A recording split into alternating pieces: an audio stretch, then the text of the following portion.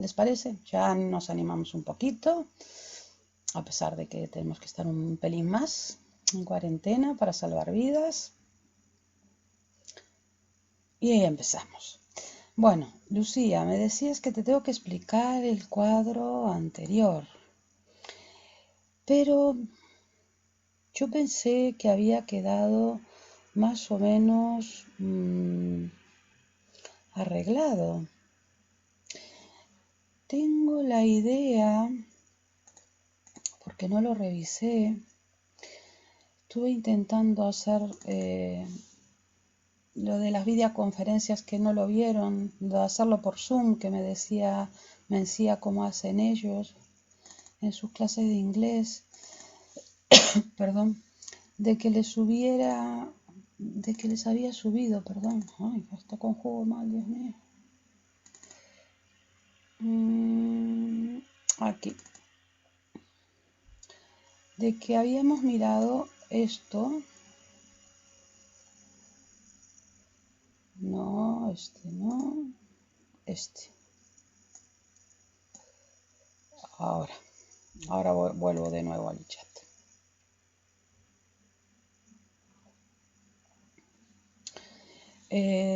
Yo, si no recuerdo mal, Lucía, expliqué aquí este cuadro. Dime si es que no estabas.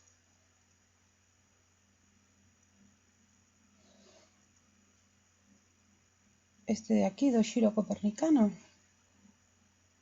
¿Te refieres a ese?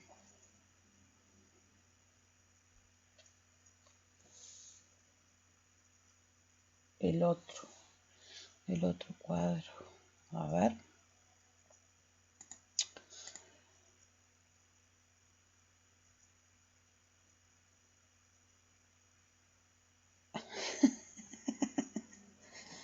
No sé qué cuadro. Entonces. Ah, el de chapar. Pero es que el de chapar es de chapar. ¿Qué no entienden, perdón? La forma de chaparlo. La lógica que tiene para chaparlo. Es que de tanto que van a usar los contenidos se van a acordar. Pero, ¿cuál es el problema?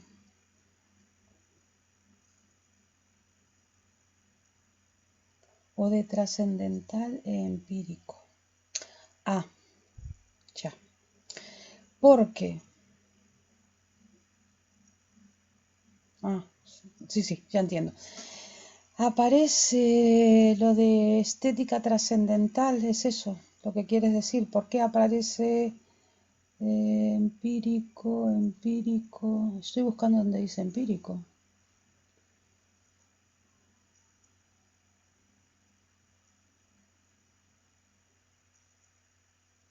No sé dónde dice empírico. A ver.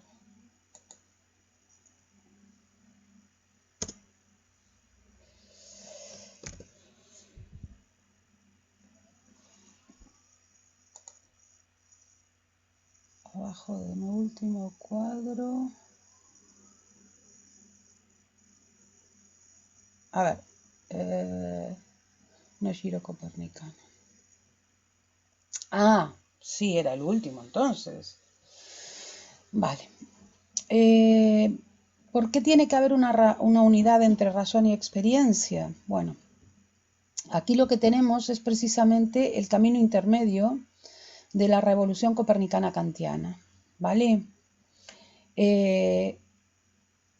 Empírico,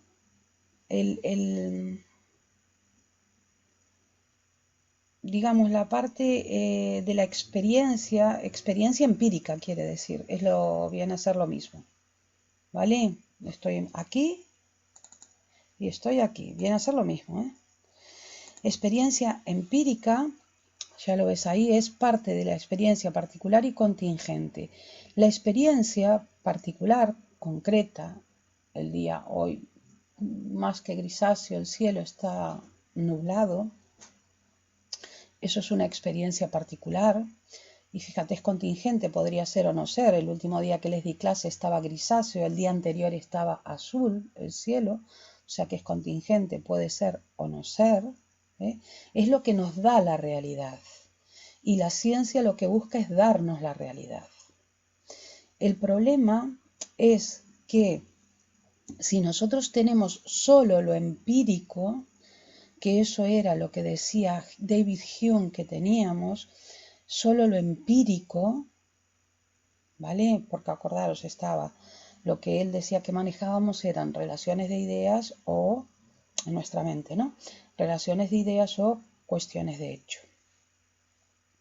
Si solamente tenemos cuestiones de hecho para relacionarnos con la realidad y realmente lo único que hacemos es manejar ideas de percepciones que nos dan apariencia de realidad, que se manejan en nuestra mente mediante las leyes de asociación, no estamos tratando la realidad. Kant intenta solventar esto con ese camino intermedio, donde dice que tiene que haber una unidad entre razón y experiencia, ¿vale? Entre las dos cosas, entre parte de lo que los racionalistas decían y parte de lo que los empiristas decían. Parte de lo que los racionalistas decían está en ese trascendental, ¿vale? Hay algo que es puesto por nosotros y que es anterior a la experiencia. Y evidentemente eso de ser anterior a la experiencia, el ser a priori, que lo pone el sujeto, ¿no? Es lo que hace que sea universal y necesario. Ahora, no tiene contenidos y eso no nos pone en contacto con la realidad, pero nos permite ponernos en contacto con la realidad de una determinada manera y con unos límites debido a la manera en que nos permite ponernos en contacto con la realidad. Son reglas inmutables para ordenar el material. ¿Qué material? El que nos da la experiencia empírica, porque lo empírico parte de la experiencia. Y esto es lo que él toma de David Hume, ¿vale? De los empiristas, ¿no? Eso particular y contingente va a ser ordenado, por reglas universales y necesarias. Y ahí es donde va a surgir el conocimiento válido o universal, que no es el único tipo de conocimiento que tenemos. El conocimiento que yo tengo en este momento y que les estoy transmitiendo de el ratón es blanco y gris no es un conocimiento científico. Es un conocimiento meramente empírico. No es un conocimiento científico. Nosotros no estamos trabajando constantemente con conocimientos científicos. A ver, no es comparable el conocimiento de el color de este ratón con el conocimiento del principio de inercia de Newton. Eso no es comparable, ¿vale? A ver, ahora sí.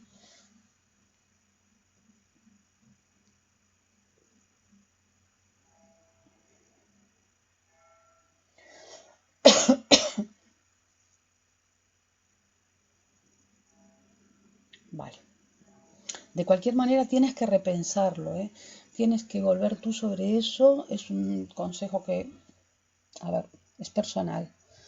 Porque ya os dije que a mí me costó ir reteniendo todos estos conceptos, ¿eh? Me costó bastante y hasta que no los trabajé yo y los trabajé con muchas fichas, ahora no las tengo a mano, entonces no os lo puedo mostrar, pero los trabajé con fichas, con cosas. Estoy pensando en hacerle unas fichas, ¿vale? Para que puedan trabajar así con un formato de juego o algo así, para que puedan trabajarlo. Incluso un formato de juego de a ver quién gana o algo que puedan jugar entre varios, ¿no? Porque a veces es difícil quedarse con esto, ¿no? Pero, a ver, lo encontré ayer o anteayer, esa forma y tengo que buscarlo y no me da para todo. Les decía que todo esto nos sirve para entender. Si hubiéramos leído, podíamos haber empezado intentando leer este texto y verían que no entenderían absolutamente nada, ¿no? nos sirve para empezar a entender este texto. Como todavía yo no les expliqué nada de la estética trascendental, ni de la analítica trascendental, ni de la dialéctica trascendental, los estoy preparando para que todo eso sea muy rápido, ¿vale? Porque si preparo bien el camino, luego va a ser rápido todo. No va a ser igual de lento que ahora. Van a poder entender este texto. Ven que utilizo... ay, Dios mío, qué pesadez. Ven que utilizo código de color, de blanco y negro, de parte de subrayado, etcétera, ¿vale? Lo que tienen aquí es el texto, que es el texto 4, ¿sí? Y aquí lo que tienen es lo que yo haría en un pequeño resumencito de esos mínimos que hago y de que después extiendo. Este sería lo que dice el texto, en resumen, de lo que trata el texto. Y luego yo vería, según los apuntes que yo recuerdo, ¿vale?, qué es lo que necesito explicar. Vosotros en este momento no sabéis, exceptuando unas pocas cosas, ¿no?, pero que son muy importantes para centrar el texto, que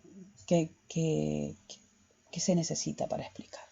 Y es un texto clásico. Yo recuerdo generaciones mías que yo empezaba a decir una cosa y ellos terminaban repitiéndola. Y yo os voy a decir cuál es. Bueno, fijaros, es un texto de la crítica de la razón pura. Es un texto de la doctrina trascendental de los elementos, en concreto de la lógica trascendental. La lógica trascendental, que fue una cosa que yo no les dije porque no importa, no se van a acordar de esto, comprende la analítica trascendental y la dialéctica trascendental, ¿vale? Y dice lo siguiente: si llamamos sensibilidad, está hablando de la facultad, ¿vale?, de la sensibilidad. Si llamamos sensibilidad a la receptividad de nuestra psique, ¿no?, para captar, fijaros, es una receptividad que capta representaciones, en cuanto sea de alguna manera afectada, ¿no?, esa psique o ese ánimo, en contrapartida, fijaros, de diferente manera, estamos hablando de la sensibilidad, es receptividad de captar representaciones, ¿vale? Cuando es afectada de alguna manera, por ejemplo, por un ratón, ¿vale? Ya está. Es receptiva. Básicamente es pasiva, básicamente. ¿Oísteis lo que dije, no? La facultad de producir por nosotros mismos representaciones, o sea, es una facultad activa. La espontaneidad, no receptividad, sino espontaneidad del conocimiento será otra facultad, que va a ser el entendimiento. Aquí tenéis la definición, ¿vale?, de lo que hace la sensibilidad y cómo funciona recibiendo, y el entendimiento, que ¿qué es lo que hace? Crear representaciones. Ya veremos cuáles. A nuestra naturaleza, como seres racionales, pertenece que la intuición, hagan ahí ya una marca, no pertenece a la sensibilidad. Nunca pueda ser más que sensible. O sea, la sensibilidad intuye. Es decir, contiene únicamente el modo en cómo somos afectados, ¿vale? Ya lo teníamos aquí, fijaros. Afectados por los objetos, ya sean objetos externos, objetos internos, ¿vale? Yo siento en este momento que vuelvo a tener sed, por ejemplo, ¿no? Por la contra, la facultad de pensar, que es el entendimiento, hagan la flecha, el entendimiento es facultad de pensar, ¿vale? ¿De pensar qué? el objeto que le da la intuición sensible. Bien, por la contra, la facultad de pensar, el objeto de la intuición sensible es el entendimiento. Ninguna, perdón, ninguna de estas propiedades, mira, fijaros, ninguna de las dos, ni el entendimiento con sus propiedades, ni la sensibilidad con sus propiedades, prevalece sobre la otra. Necesitamos las dos. Como en una bicicleta. En una bicicleta, si una rueda no va, la cosa no va. ¿Por qué? Ya os explicaré luego qué pasa con nuestra razón. Pero recordaros eso, tenemos una razón bifuente. Vamos a hablar, yo os recomendaba que pusierais razón con mayúsculas. Nuestra razón, me estoy adelantando, pero nuestra razón, que es lo que vamos a hacer, de lo que vamos a hacer el análisis crítico en la dialéctica trascendental, la última parte de la crítica de la razón pura, es una razón que para poder razonar, para poder hacer argumentos, va a necesitar dos fuentes de conocimiento. La sensibilidad, que es la que te va a dar el objeto, ¿vale? Como yo ahora estoy mirando hacia el cielo, y el entendimiento, que te va a permitir emitir juicios sobre el objeto que intuyó la sensibilidad. El cielo está nublado y acaba de pasar un pájaro. Eso es un juicio, ¿vale? Una proposición.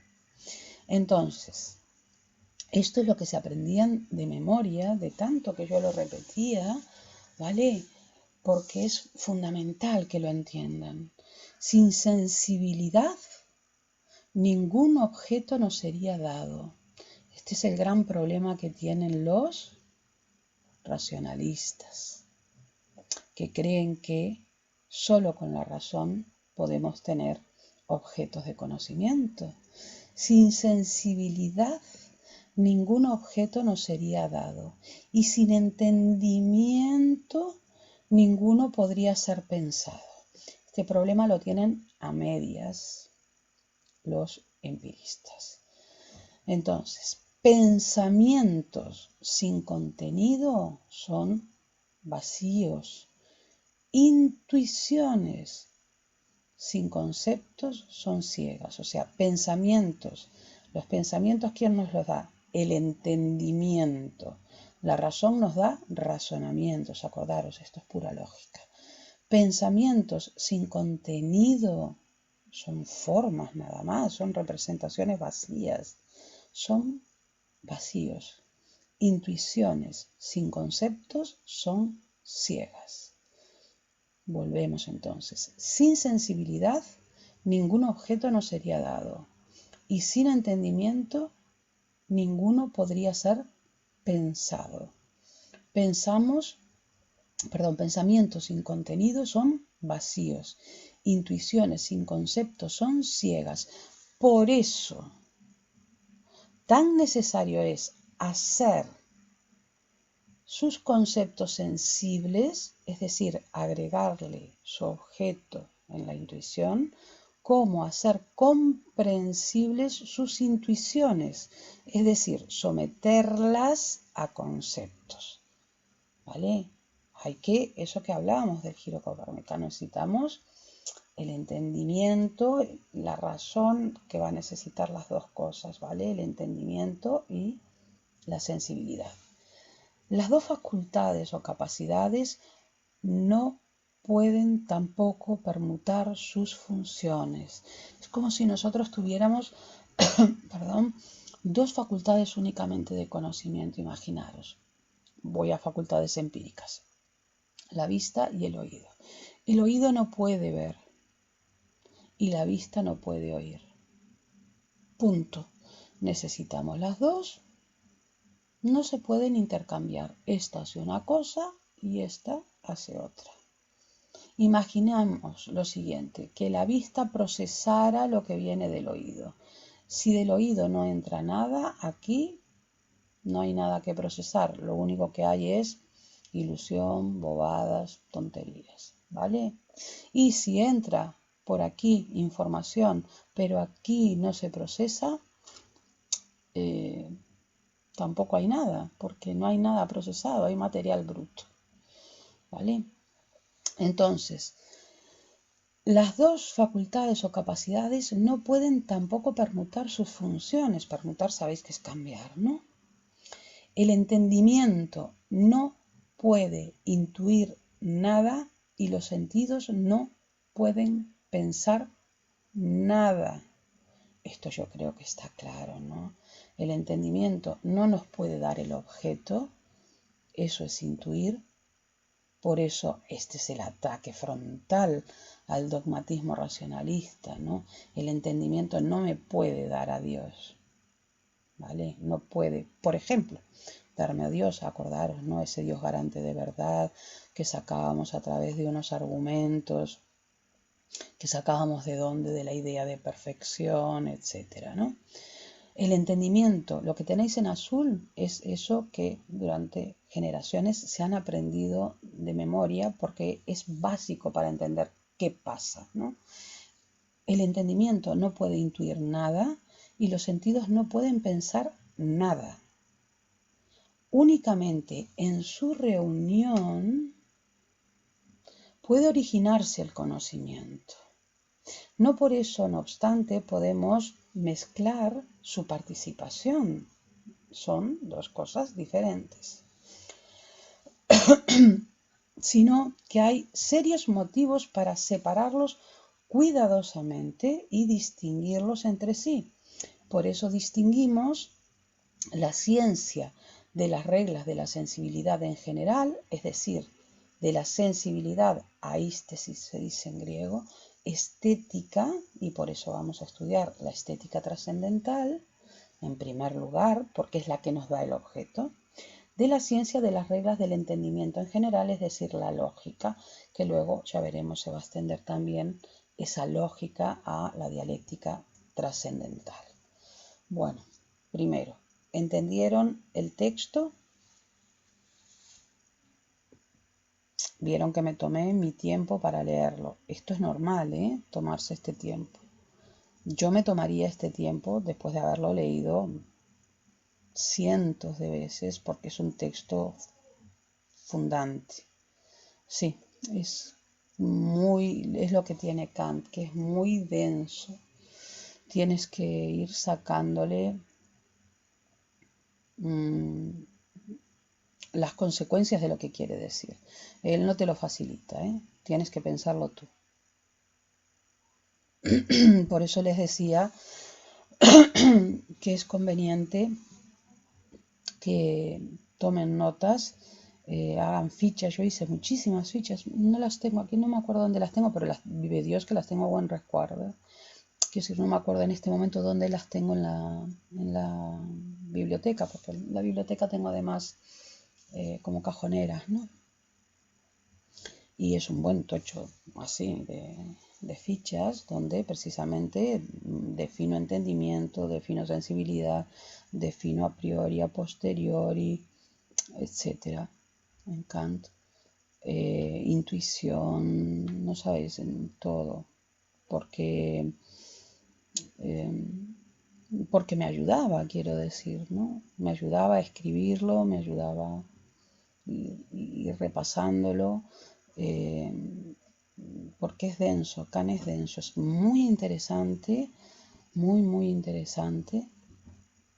No recuerdo si les dije que en una entrevista que vi el año pasado de un neurocientífico español que está trabajando en Columbia, la Universidad de Nueva York, decía que gran parte de la base, digamos, teórica, de pensamiento, ¿no? de marco, de pensamiento que se está utilizando hoy en, en neurociencias es kantiana. O sea que para que veáis el alcance, ¿no? de lo que pensó este hombre. Un hombre en el 18.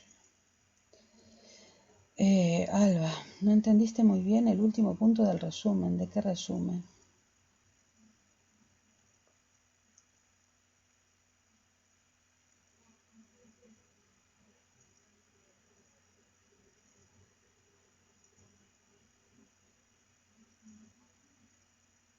del resumen de la anterior diapositiva.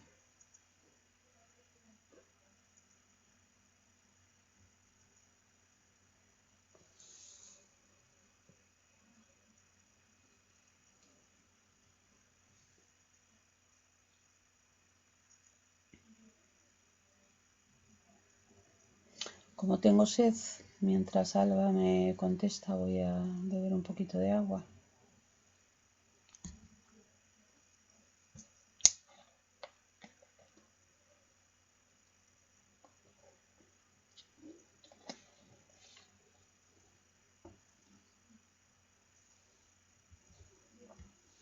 Pero de mi resumen oral.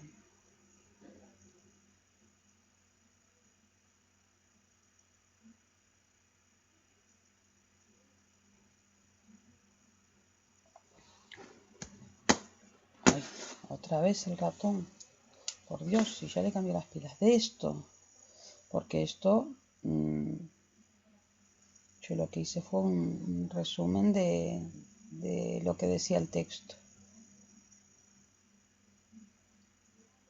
¿Quieren que repita esto, por ejemplo? Que explique esto.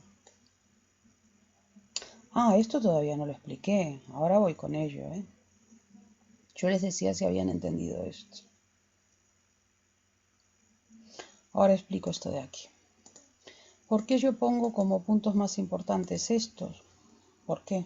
Para mí, los puntos más importantes son estos, porque aquí se habla precisamente, aunque lo que a veces lo que se hace cuando se va a hacer un comentario de texto, ustedes hagan lo que vean, ¿no?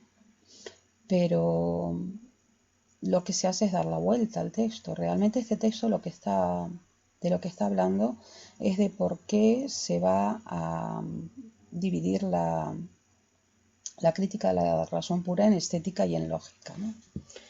Y se va a hablar, va a haber tres partes de la crítica de la razón pura para poder estudiar las facultades cognitivas y sus límites. Acuérdense que esto es el giro copernicano, el camino intermedio, etcétera, ¿no? Entonces, lo que vamos, realmente lo que se está diciendo no se trata de la dialéctica trascendental, entonces yo por eso no hablo, solamente la cito como al final, esta última parte del texto, ¿vale? La cito simplemente porque realmente no puedo decirles gran cosa más que esto. Esto sería lo único que podría decir de la dialéctica trascendental en este momento. Que la dialéctica trascendental estudia la razón, la función de la razón es razonar, los a priori que encuentra son las ideas o conceptos puros de la razón, la ciencia que estudia es la metafísica, en realidad estudia la posibilidad de hacer juicios sintéticos a priori o de construir juicios sintéticos a priori en metafísica y llega a la conclusión de que no porque no hay fenómeno. Es todo lo que podría decir, no podría decirles otra cosa. Y me pareció que, bueno, que mejor lo dejábamos así. Entonces, vuelvo al inicio aquí. Y realmente este texto de lo que habla es de la diferencia entre sensibilidad y entendimiento y de cómo la crítica del plan que él tiene para el estudio de las facultades en la crítica de la razón pura, ¿no? De las facultades cognitivas y de sus límites. Dice que va a estudiar la sensibilidad como una facultad receptiva, ¿no? De receptividad, y lo que hace es intuir, eso lo hace en la estética trascendental. Luego va a estudiar el entendimiento, que es básicamente espontaneidad, y lo que hace es pensar, lo va a estudiar en la analítica trascendental. Como base fundamental de este texto, como digamos eje central del texto, lo que vamos a tener es que los pensamientos, que precisamente quien lo va a hacer va a ser el entendimiento, sin contenidos, que quien nos lo va a dar es la sensibilidad, son vacíos, ¿no? Y las intuiciones, que son lo que nos da la sensibilidad, sin conceptos, que es lo que nos da el pensamiento, son ciegas, no tienen a dónde ir, ¿vale? Que tenemos que tener claro que no se pueden intercambiar las funciones entre sensibilidad y entendimiento, y que por eso él va a hacer una distinción a la hora de hacer el desarrollo en la crítica de la razón pura, de la estética trascendental, que va a ser la ciencia de las reglas de la sensibilidad. Y quiero que tengáis en cuenta esto, en general, él, aunque utilice ejemplos, porque no le queda más remedio a veces, ¿no? Como los ejemplos que utilizo yo de el cielo está azul o cualquier otra cosa, ¿no? Pero lo que va a hacer es estudiar las reglas de la sensibilidad en general. Igual que en matemáticas se estudian en general los triángulos, ¿no? Se estudia este triángulo en concreto, ¿no? Que tú estás dibujando en la pizarra o la profesora está dibujando en la pizarra. Y la lógica va a ser las ciencias de las reglas del entendimiento en general, de la facultad de pensar y de juzgar en general. Y entonces dice que va a estudiar la analítica. Yo les agrego a mayores para que lo sepan para más adelante, que también va a estar incluida la dialéctica trascendental.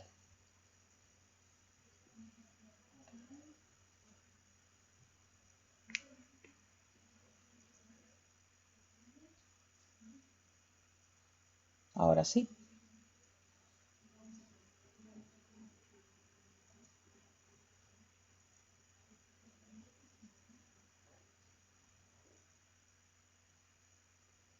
Yo sería lo que haría para simplemente digamos, esquematizar lo que dice el texto y a partir de ahí buscar en mi cabeza todo lo que sé, que ustedes aún no saben, de la estética trascendental y de la analítica trascendental, que es lo fundamental, ¿vale? De acuerdo. Entonces, ahora vamos a mirar esto, porque de nuevo lo que voy a hacerles, aunque yo sé que les puede resultar pesado, la gente me ha dicho que les sirve que les haga esto, ¿vale? Y además lo tienen ahí por si se vuelven a perder, eh, con ese contexto general de qué es todo lo que se plantea acá. Voy a dar pantalla completa para poder hacer la animación. Bueno, nosotros estamos analizando, recordad, ahora vamos a esperar a que se vaya esa cosa verde, el problema del conocimiento. ¿Qué puedo saber? Eso significa, no se olviden por favor que estamos haciendo el análisis crítico del uso teórico de la razón con esta primera pregunta. Con la segunda pregunta vamos a hacer el análisis del uso práctico de la razón y vamos a ver la moral kantiana, ¿vale? Esto va estrechamente ligado para él al problema de las ciencias y en concreto a un problema que él ve como un problema acuciante, porque es un problema que presenta la naturaleza del ser humano y es el querer saber sobre los objetos de la metafísica. Entonces va a estar como, fijaros, todo un apartado de la crítica de la razón pura, que va a ser la dialéctica trascendental, va a terminar hablándonos de por qué no puede constituirse la metafísica en ciencia, ¿vale? Entonces, lo que tenemos aquí es, por un lado, la crítica de la razón pura, que es donde trata el problema del conocimiento, y como un problema muy importante, el problema de la metafísica, un problema que hay que resolver, porque hay otras ciencias que tienen el problema resuelto. Vale, entonces, la pregunta que yo me hago es, la pregunta que Kant se hace, acordaros, la primera pregunta, ¿qué puedo saber? Segunda, ¿qué debo hacer? Tercera, ¿qué me cabe esperar? Y si contesto esas tres, que tengo, ¿qué es el hombre? ¿No? ¿Qué es lo que puedo saber? ¿Vale? Me lleva a preguntarme, oye, ¿qué puedo saber? Bueno, espera un momento, ¿qué es el conocimiento? Porque tú no puedes sin más preguntarte qué es saber, qué puedo saber, qué puedo conocer, sin primero saber realmente qué es el conocimiento. Recordad, por favor, que estamos en la modernidad y los racionalistas decían que el conocimiento era una cosa y además dependía de los distintos racionalistas y los empiristas decían otra cosa, ¿no? Sobre lo que era el conocimiento. Entonces, eso le lleva a él a preguntarse, ¿qué cosa es el conocimiento? Esto le lleva a él a ver que hay conocimiento que se expresa en juicios, en proposiciones, acordaros, ¿no? Esto es una botella de agua. Bueno, esto es un juicio, ¿vale? Cuando el concepto es referido a la intuición y la intuición es elevada a concepto. Paro. Esto se refiere a lo que vimos en el anterior texto. Por eso lo puse ahora, este cuadro de repaso. Porque ¿qué decía? Que nosotros necesitábamos que el concepto se llenara, ¿no?, de intuición, porque si no iba a ser vacío, ¿lo recordáis? Si no, no teníamos conocimiento. Y la intuición tenía que ser, no quedarse en materia bruta, sino elevada, conceptualizada, sino iba a ser ciega, no iba a saber dónde ir, ¿vale? Repasen lo anterior. Se expresan juicios. Obviamente eso le va a llevar al problema de qué tipo de juicios hay. Nosotros vimos que hay juicios, había en aquel momento, no sé si recordáis, teníamos la categoría de juicios a priori, él se puso a rebuscar, ¿no?, a estudiar los tipos de juicios que manejaban en su época y vio que se dividían en juicios a priori y a posteriori, según forma y contenido, ¿no? Y juicios según forma a priori y a posteriori, según contenido, según contenido a priori y a posteriori, perdonad, y según forma analíticos y sintéticos. Después de estudiar todo esto, se pregunta, vale, a nosotros nos interesa un tipo concreto de juicios. ¿De qué tipo son los juicios sintéticos? Perdón, spoiler. ¿De qué tipo son los juicios científicos? ¿Vale? Nosotros ya sabemos de qué tipo son. Son los juicios sintéticos a priori, que esa es la novedad kantiana, ¿no? Vale. Cuando yo digo que qué pasa con la intuición, que la intuición, el concepto tiene que ser referido a intuición, me voy a tener que preguntar, a ver, ¿qué pasa con la intuición? Esto es todo el planning de él. Él no simplemente dice, el concepto tiene que ser referido a intuición. No. Hay que explicar qué es la intuición, quién intuye, en qué condiciones, cuáles son los límites, etc. ¿Qué pasa con la intuición? ¿Vale? Eso, como ya sabéis, se va a estudiar en la estética trascendental.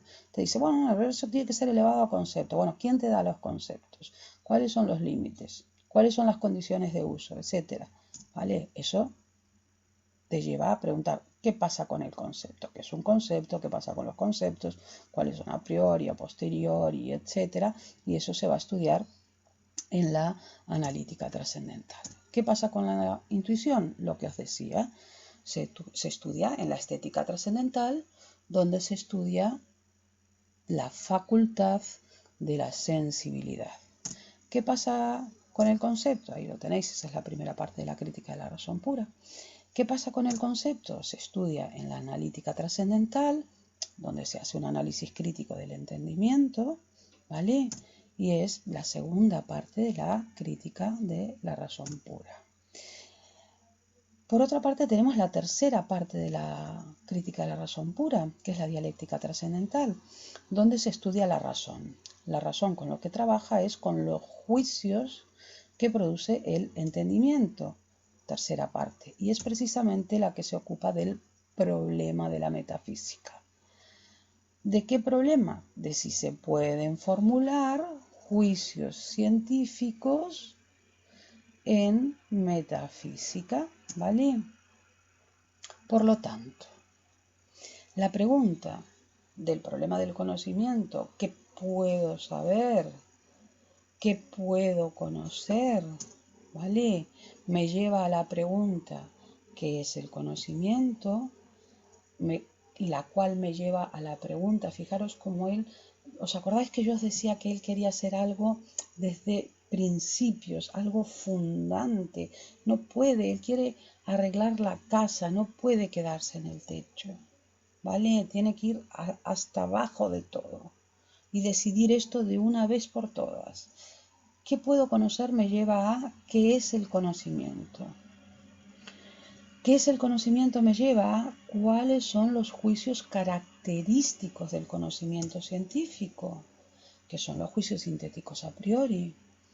Esto me lleva a preguntarme a cuáles son las condiciones de posibilidad de los juicios sintéticos a priori, porque no se pueden hacer juicios sintéticos a priori sobre todo.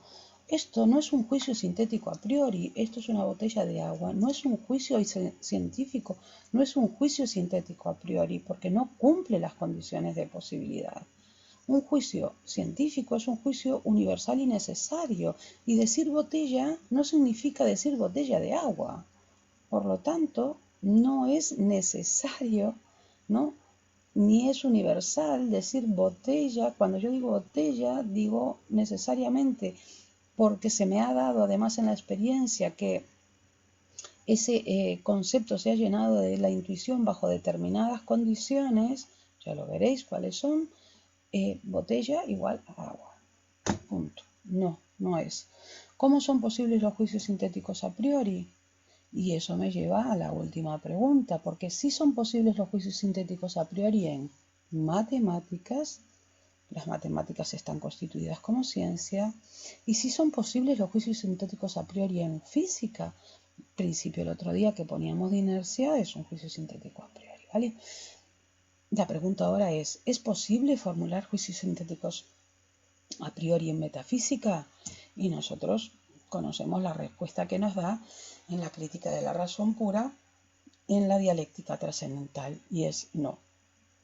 Para nosotros no es posible formular juicios sintéticos a priori en metafísica porque no tenemos el objeto de conocimiento.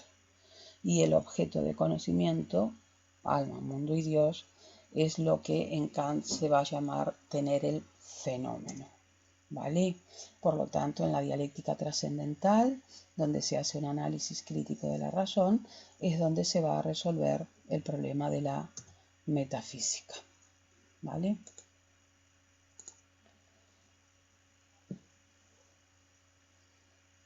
Bueno, ¿lo siguieron? Obviamente después esto lo tienen la ventaja al tenerlo en internet grabado, de poder mirarlo con tranquilidad, despacio y según como sean las circunstancias. Sí, claro. Por eso me lo pidieron y por eso yo lo hice así. Y lo repito, aunque me lleve un tiempo.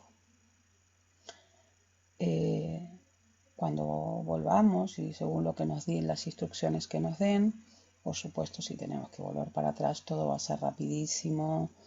La idea es que supongo que sí, no sé, es que no sabemos nada, la verdad. Pero no importa, nosotros vamos a seguir para adelante. Y ya está, ¿no?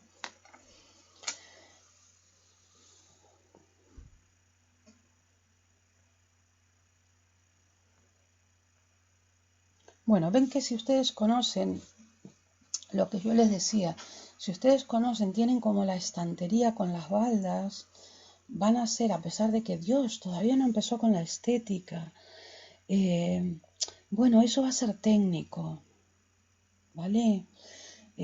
Sí que voy a tener que explicar cosas, obviamente, ¿no? Pero eso va a ser técnico, ¿vale? Esto va a ser así, esto va a ser así. Alguna cosilla voy a tener que ponerles ejemplos. Pero si no entendiesen todo esto, todo lo técnico que yo les pueda explicar, no van a saber dónde meterlo. Y esa es la desesperación con Kant. No saber dónde meter las cosas y tener que chaparlas de una manera realmente desastrosa. ¿Vale? Como ven, he elegido más que en otros autores el ir intercalando las propias palabras de Kant, porque sé que les resulta difícil, les resulta muy espeso, porque a mí me lo resultó, toparme, ¿no? con una persona de esta categoría, ¿no? Leemos este texto, ¿vale? Donde, si se fijan, se refiere precisamente a lo que acabamos de ver. Así puede la metafísica constituirse en una ciencia, O sea que enganchamos perfectamente con lo que estábamos haciendo y logramos una continuidad en la clase, precisamente para no cortar este tema de la continuidad, ¿no? Si no, si nos quedamos ahí como cortados.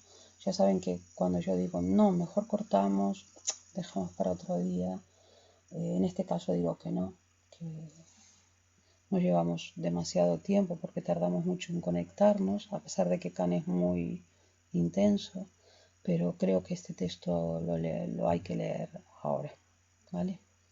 Así que si les parece, vamos a proceder a leerlo. Ay, por Dios, los correos. Bueno, ven que vamos a seguir tratando el tema del problema del conocimiento. Y el texto es el texto 3, es de la crítica de la razón pura, es de la segunda edición, de la introducción. Perdón, me pica la nariz. Además tengo alergia, soy un desastre, tengo de todo. Empieza la primavera. De la distinción, ahora vamos a tener que saber de la distinción entre el conocimiento puro y el conocimiento empírico. Anoten ahí. Ay, perdón, por Dios. Vamos a tener que saber distinguir entre conocimiento puro, que yo ya les avisé en un determinado momento, que íbamos a tener que saber distinguir entre estas dos cosas, ¿no? Entonces, empezamos a leer lentamente, cómo hay que hacerlo. Ven de nuevo que hay código de color, código de negrita y código también de subrayado, ¿vale? Y mayúsculas, etcétera. Obviamente, ¿de qué va este texto? Pues del conocimiento. ¿Por qué? Pues porque estamos con el problema del conocimiento. Podría ir del tema de la sensibilidad, pero no, va del tema del conocimiento en general.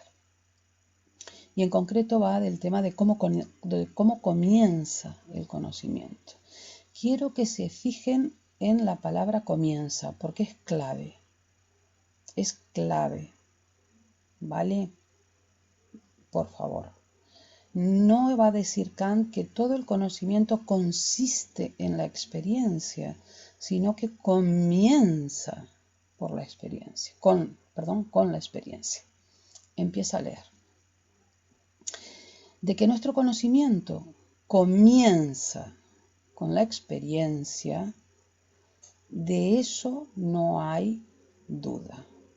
Pues, ¿por qué otro medio iba a despertar, o sea, a empezar a funcionar la facultad de conocer? Y ya sabéis cómo va a despertar. Yo creo que ya os lo imagináis. Está pasiva y hay algo que la despierta. Va a ser la sensibilidad. Vuelvo. De que nuestro conocimiento comienza con la experiencia, de eso no hay duda.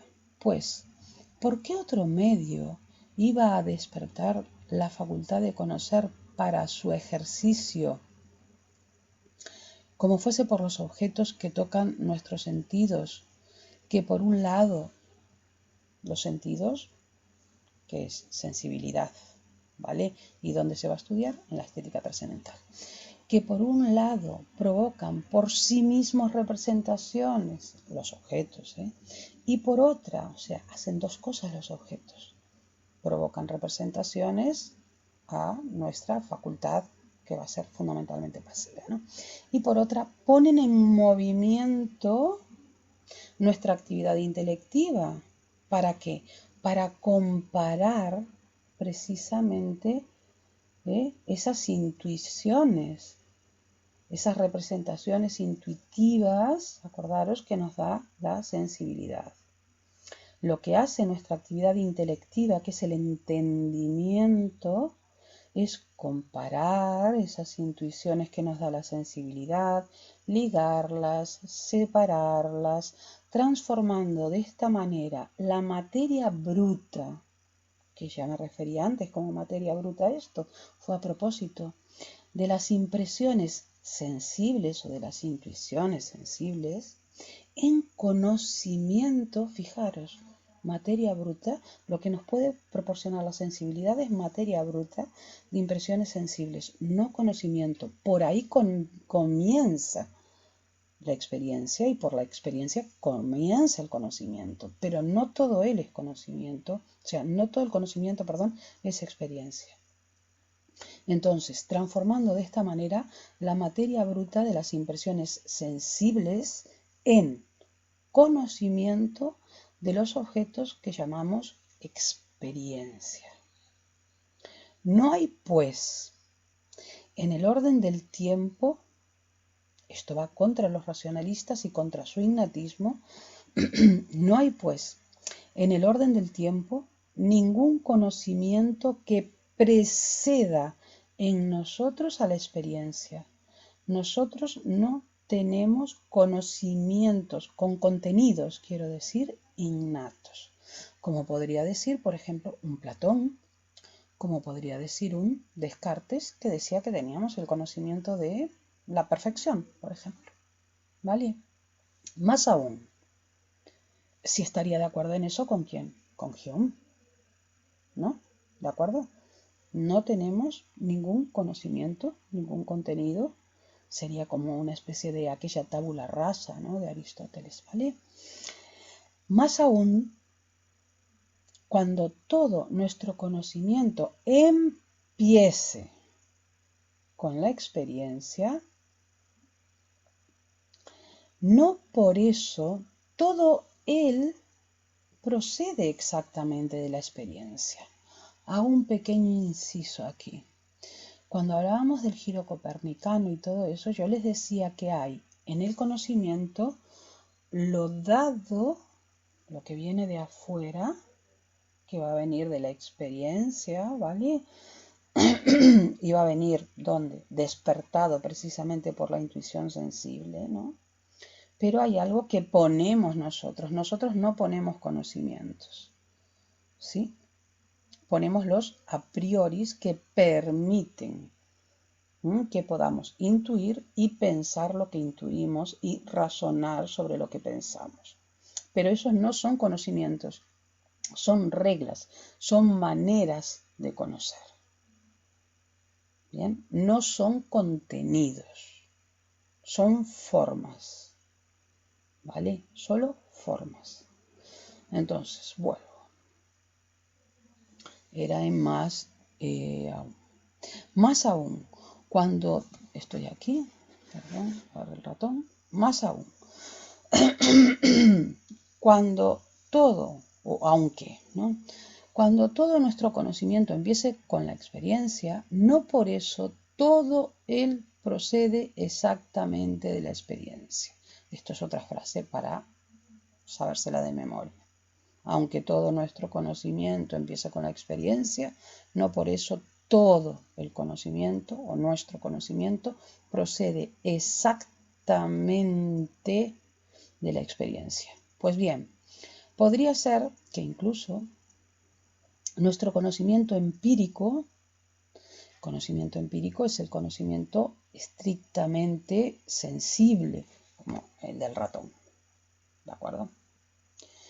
Fuese un compuesto de lo que recibimos a través de las impresiones son las impresiones sensibles, fijaros, esto lo saca de sus lecturas de Hume, obviamente, ¿no?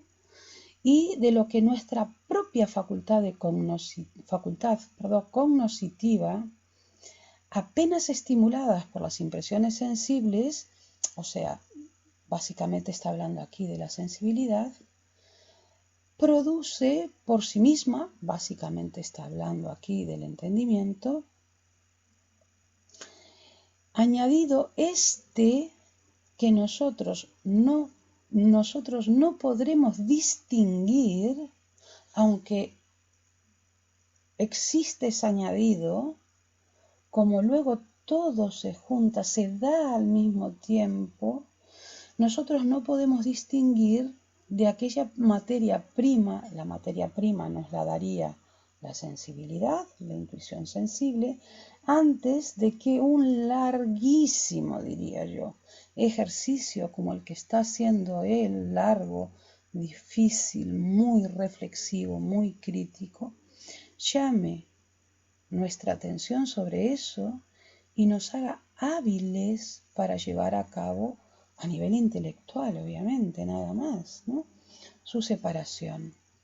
Hay pues, cuando menos, una cuestión necesitada de una investigación muy minuciosa, mucho más minuciosa, y que no se puede despachar así sin más con un primer vistazo. ¿Y cuál es esa cuestión? La de si hay semejante conocimiento independiente de la experiencia y hasta de todas las impresiones de los sentidos. Ese conocimiento que ya os voy avisando que no va a ser un conocimiento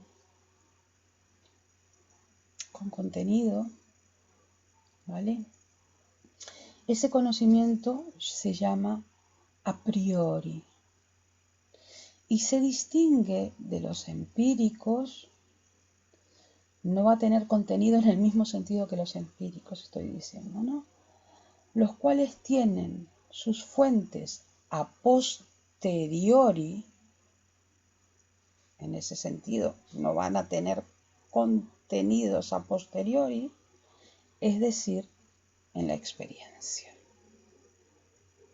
Tómense su tiempo para decirme uff, pero si se fijan, realmente lo que hay aquí es como resumen, por dónde empieza la experiencia, que no todo el conocimiento, nuestro conocimiento proviene, que el conocimiento comienza por la experiencia, que no todo el conocimiento proviene de la experiencia, que hay algo que viene de afuera y hay algo que ponemos nosotros, y que hay una distinción entre el conocimiento empírico, que es aquel que viene de afuera, pero donde nosotros ya pondríamos algo y eso cuesta trabajo distinguirlo, pero es así, ¿no? Se necesita un análisis exhaustivo, minucioso para poder darse cuenta, pero hay otro que se llama a priori y que se distingue del conocimiento empírico, de los juicios empíricos, porque su fuente no es a posteriori, no importa que no lo entiendan ahora, no es a posteriori, es decir, no viene de la experiencia. Tómense su tiempito, porque aquí lo que tienen es el cuadro. Un cuadro que ya vimos, por otra parte, lo que vimos fue este cachito de aquí, que yo les adelanté. ¿Vale? Y aquí tienen el cuadro. Ay, perdón, es este de aquí. Ay, es este de aquí. De resumen del comentario. Pueden quejarse, pueden decir uff, uff, uff. Y pueden hacer que vuelva atrás, por supuesto.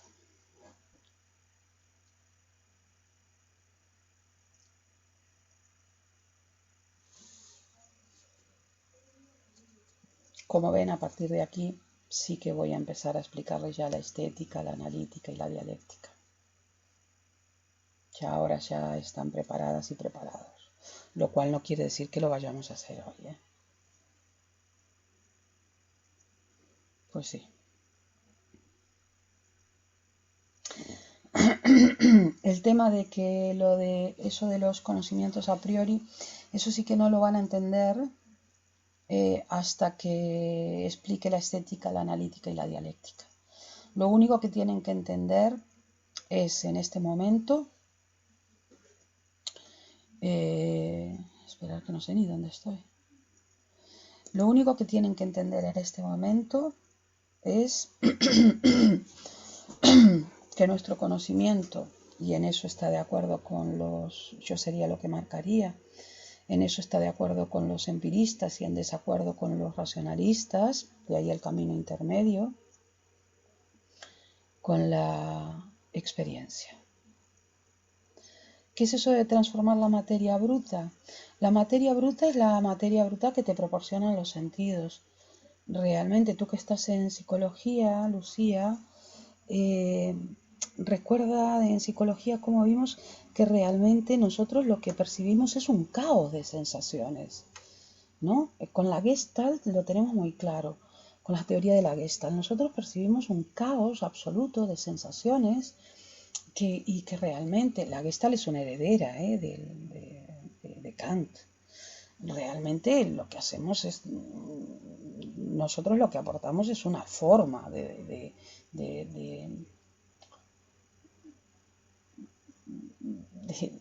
percibir ese caos con algo que tenga sentido para nosotros, ¿no?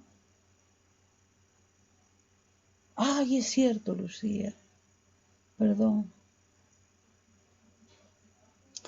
Bueno, pero lo dimos el año pasado en filosofía de primero, cuando veíamos aquello de, por algo yo te tenía localizada con esto, cuando veíamos aquello de ver, ¿te acuerdas a la vieja o a la chica?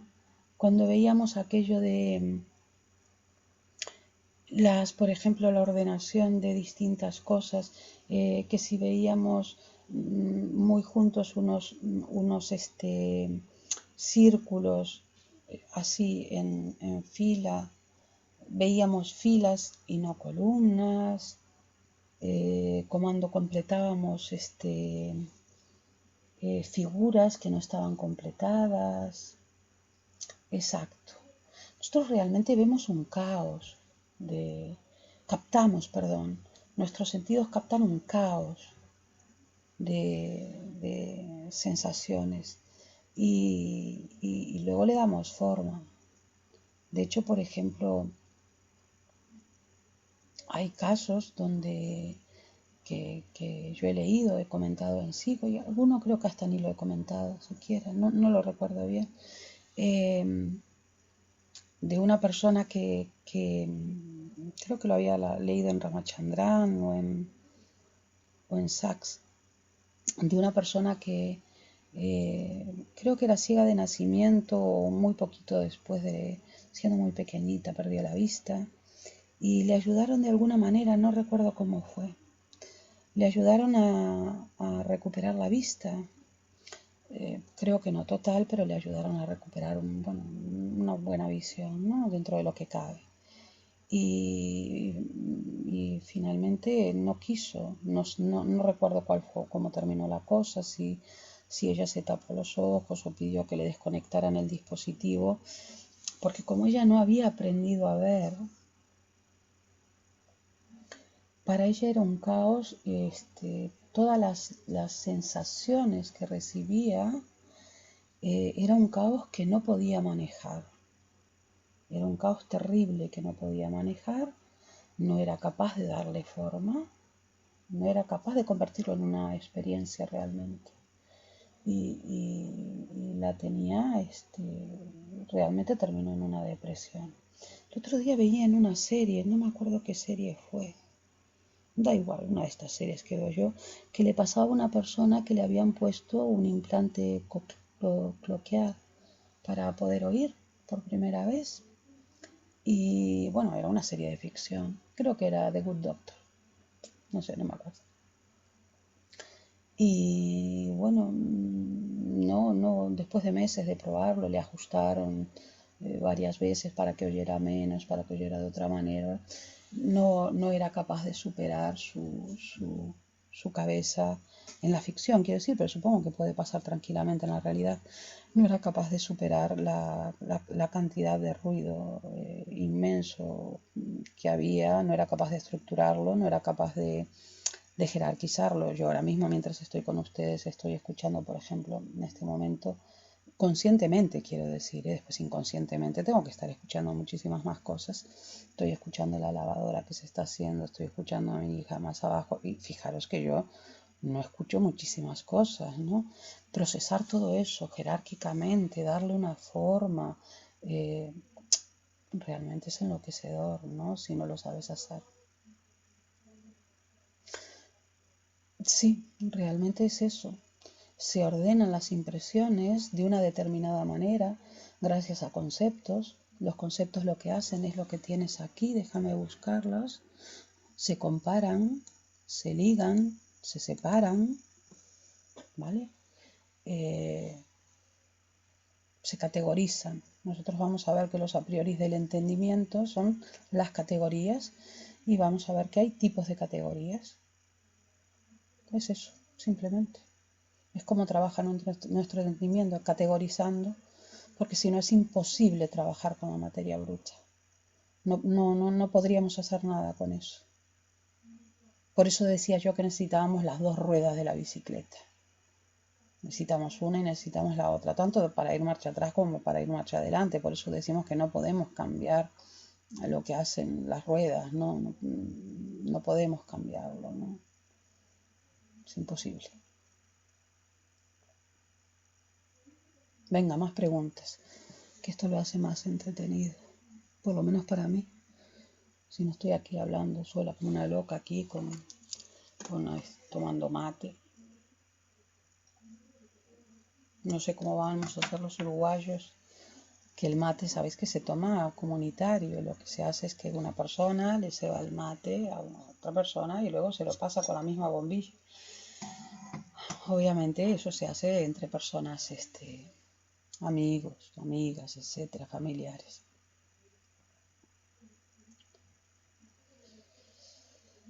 Bueno, ¿alguna pregunta más? Porque este texto da para muchas preguntas, ¿eh? Bueno, esto lo traje de Montevideo. Esto en realidad es una calabaza que se cura.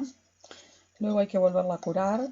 Se cura con yerba mate. Se puede comprar en cualquier supermercado, ¿vale? Hay que ver que sea un determinado tipo de yerba. Determinado tipo digo por calidad. Por ejemplo, la brasilera para los uruguayos tiene mucho palo, ¿no? O sea, tiene como muchos palitos. Andrea, tranqui, estamos hablando del mate. No te va a dar nada. Para eso me tienes a mí. Entonces esto hay que, pues hay que curarlo. Entonces se cura, aparte de esta curación que tiene ya anterior, que ya se secó, hay que curarlo pues teniéndolo muy poco tiempo, ¿no? Con yerba, ¿vale? Y a partir de ahí ya se puede utilizar. Yo no lo utilizo porque yo no bebo mate sola, ¿vale? No tomo mate, en realidad se dice tomo. No tomo mate sola, no, me aburre. En mi casa no había costumbre. Mis padres son gallegos, y, bueno, aunque algunos gallegos sí tomaron esa costumbre, mis padres no. Entonces tomo mate cuando voy a Montevideo con mis amigos. Por cierto, me olvidé decirles que la canción de... Imperdonable esto, ¿eh? La canción de que les cantara Canta Canta Miña Xenchi fue una sugerencia de mis amigas de Montevideo para darles ahí ánimo. Andreita, ánimo, venga. Mira, está desde Montevideo, te dan ánimos. ¿Qué más puedes pedir?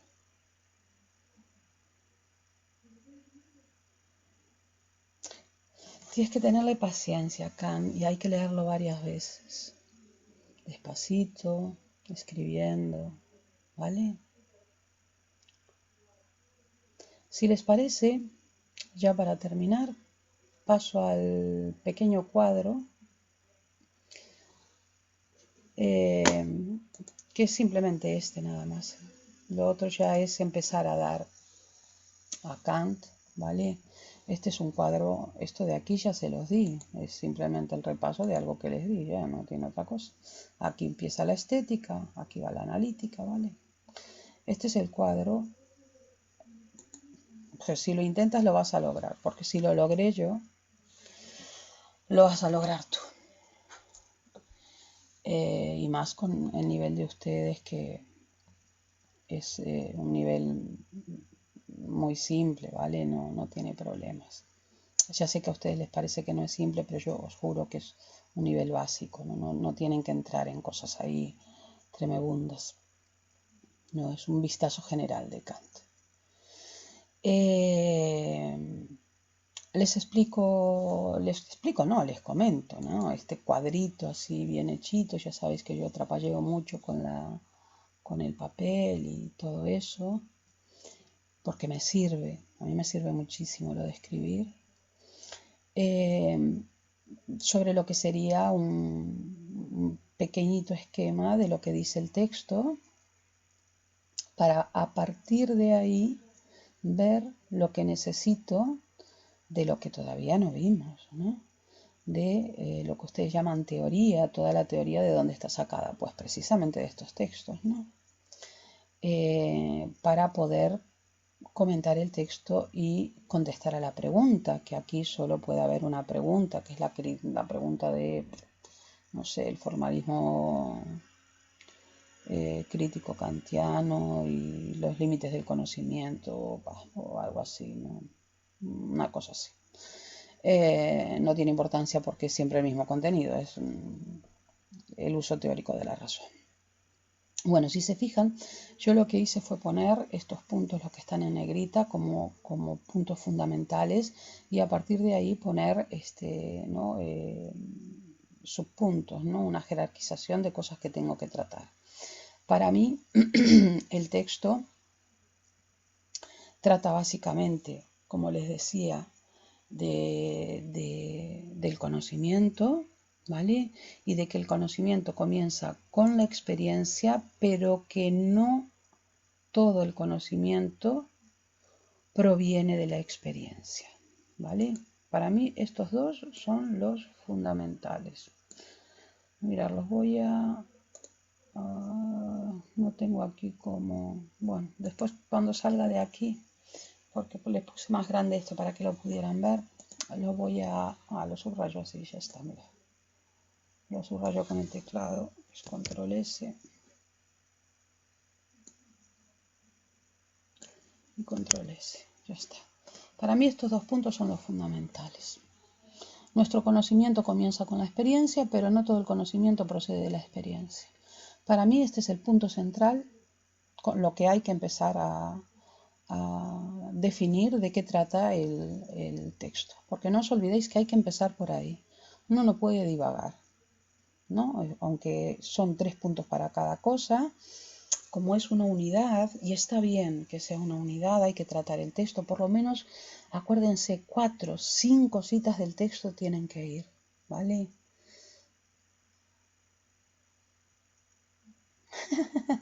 Sí, en serio, es de nivel fácil, no, de verdad, ya les mostré el libro, sois muy listos, si podéis entender esto con 17 años, o 18, ¿vale? Yo os dije que lagrimié con 20, con 22, ¿no? O sea que...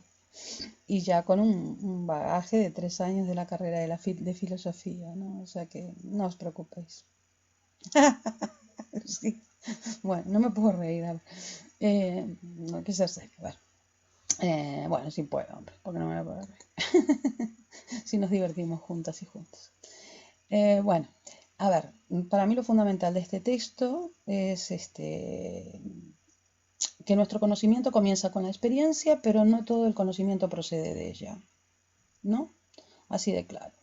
Entonces Kant, para explicarnos esto en el texto, nos dice que comienza con la experiencia porque desde ahí se despierta la facultad de conocer, ¿vale? Y que se despierta por los objetos sensibles, cuando nosotros captamos los objetos sensibles que por un lado provocan representaciones y por otro lado ponen en movimiento nuestra actividad intelectiva.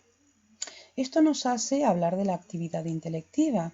Esos objetos, ¿vale?, que despiertan, que provocan representaciones, lo que hace la actividad intelectiva es compararlos, ligarlos, separarlos, lo que me preguntaba Lucía, transformando la materia bruta de las impresiones sensibles, que es precisamente lo que despierta la facultad de conocer a través de que del entendimiento, ¿no? De ese entendimiento que nos da intuiciones, pero que es materia bruta, ¿vale? De las impresiones sensibles en experiencia, ¿vale? En experiencia. Si yo vuelvo ahora un poquito para atrás, lo vais a ver. ¿Qué decíamos aquí? Revolución copernicana, unidad entre razón y experiencia, ¿vale? Vuelvo entonces para aquí. No hay, de aquí se deduce, por lo tanto, que si nuestro conocimiento comienza con la experiencia, la deducción, si pensamos un poco lo que está diciendo Kant, es que no hay conocimiento que preceda la experiencia. ¿Vale?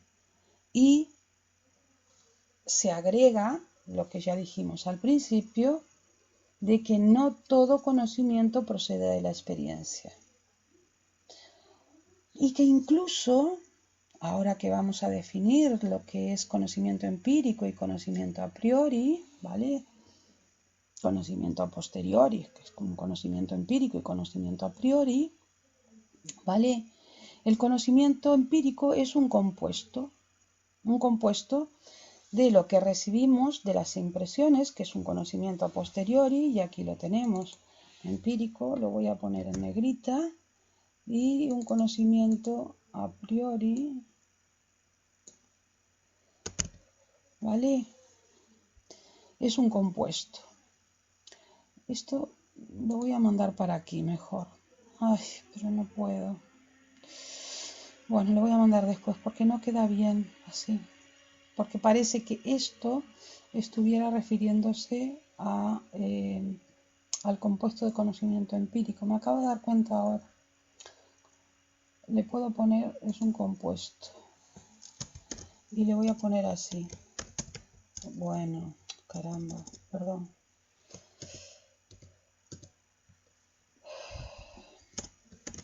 Le voy a poner diferencia, conocimiento empírico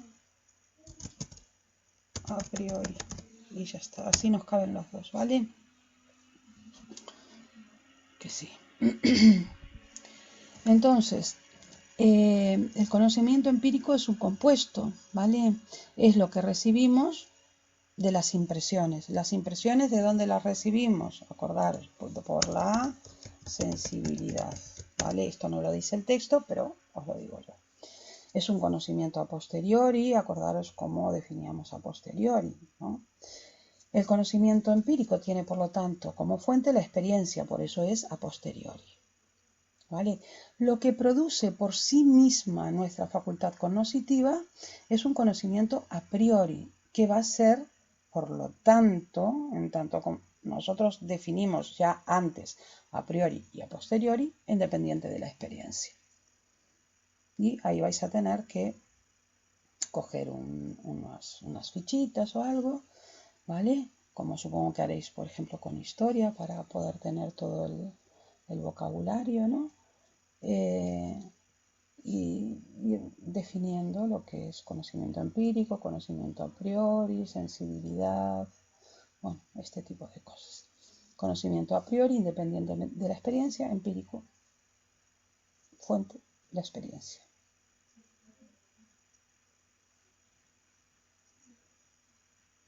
No, lo que estaba mal del esquema era que yo ponía que el conocimiento empírico es un compuesto, y un compuesto sí, de lo empírico y de lo a priori, eso es cierto, ¿no? Pero no les ponía, no les explicitaba la diferencia entre conocimiento empírico y a priori. Entonces preferí explicitarles a ustedes. Yo para mí no lo necesitaría, ¿vale? Por eso no lo puse. Para que vieran qué es, o si queréis podemos ponerlo así para que se vea más claro. Diferencia entre conocimiento empírico y a priori. Lo pongo conocimiento como CTO porque si no se nos va a ir de cuadro. No le faltaba, no era propiamente un fallo, para mí no lo sería, ¿vale? Porque yo sé de lo que estoy hablando, solo faltaría, ¿no? Pero de pronto ustedes no ven que al mismo tiempo que nos está diciendo que el conocimiento empírico es un compuesto, al mismo tiempo, ¿vale? Nos está diferenciando lo que es un conocimiento empírico de un conocimiento a priori. Y mirar lo que dice el texto, ¿vale? Ay, perdón, que me fui. De la distinción del conocimiento puro o a priori. Podéis poner aquí a priori, ¿eh? puro es igual a priori. Perdón, es que como para mí ya es en mi cabeza yo ya lo tengo todo asociado, entonces yo ya tengo esas conexiones están hechas de tanto escribir precisamente. No creáis que es de tanto ir a la profesora, ¿eh? Es de a la profesora que me dio clase, sino de tanto escribirlo yo y de tanto leerlo. Podemos hacer aquí la corrección a priori. A ver si nos cae puro. ¡Ay! Se nos fue. Bueno, pero sigue entendiendo, sigue cabiendo. A priori puro, para que nos encaje con el título. Con el título del texto. No sé si lo están viendo. Vuelvo de nuevo, despacito, para atrás. Aquí lo tenéis, conocimiento puro y empírico. El puro es el a priori. Yo no le voy a cambiar aquí el título, porque este es el título del apartado del libro de Kant, de la crítica de la razón pura. Entonces no puedo cambiarle el título. Pero aquí en mi esquema sí que puedo. Sí, Lucía. Lo empírico está compuesto por lo sensible y lo a priori. Te lo dice Kant en el texto. Te dice aquí, te dice que en principio puedes no darte cuenta de ello, pero te dice aquí, fíjate, engadido el engadido va a ser el a priori, precisamente, ¿no? Mira, empiezo desde atrás. Fose un composto, estoy aquí, conocimiento empírico. Fose un composto, si es empírico, no va a ser un compuesto de empírico, va a tener que ser de empírico y otra cosa. Do que recibimos a través das impresións é do que a nosa propia facultade cognoscitiva, apenas estimulada polas impresións sensibles, e non sabemos que eso vai ser, se non poñedeo aí, tamén vai ser a sensibilidade, pero é que eu non quero meterme moito nesto, vale? Pero aquí fundamentalmente está a referirse ao entendemento. Produce por sí mesma, vale? E xa vimos que a espontaneidade que produce representacións por sí mesma, que é o entendemento, vale?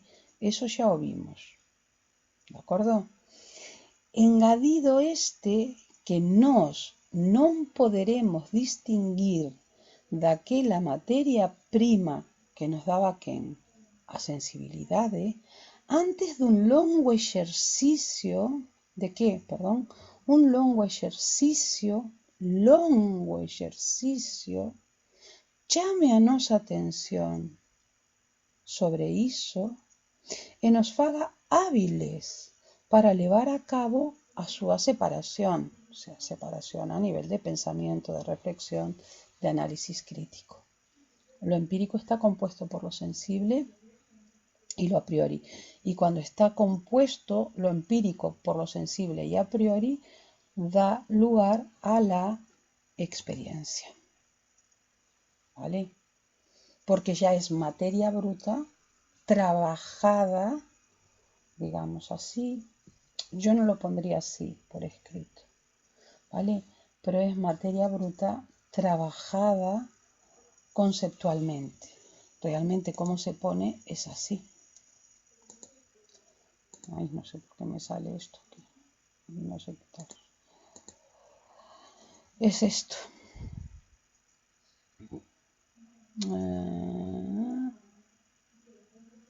Esperar que lo estoy buscando, ¿vale? Realmente como se pone bien es por iso tan necesario é facer os seus conceptos sensibles, é dicir, agregarlles o seu obxecto na intuición, como facer comprensibles as súas intuicións, é dicir, sometelas a conceptos. Esa sería la manera correcta de decirlo, pero Eso se me exige a mí, obviamente, no a vosotros, ¿no?